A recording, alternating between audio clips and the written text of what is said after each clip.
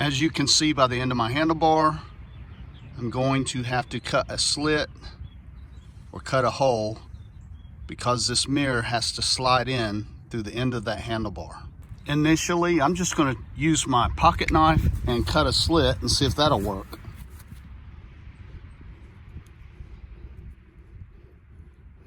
I'm going to cut across an X. I'm going to cut both ways.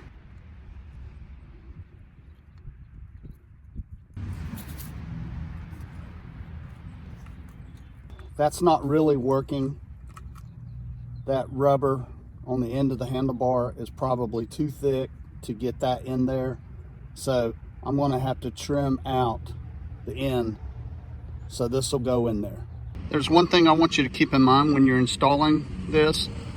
This little piece is a spacer right here, and when I cut out the end of my handlebar, you know, I didn't know what the diameter of my inside handlebar was, so I tried to push it through with the spacer, and actually I don't need the spacer on this installation at all, so that actually comes off.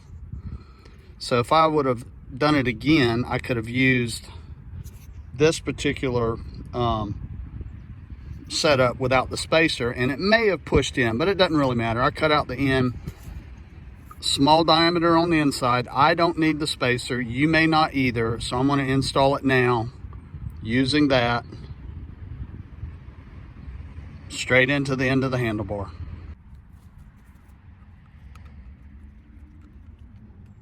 Just snug it, don't over tighten it, no need to.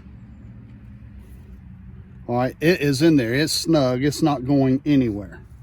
Now I can adjust the mirror however which way I want.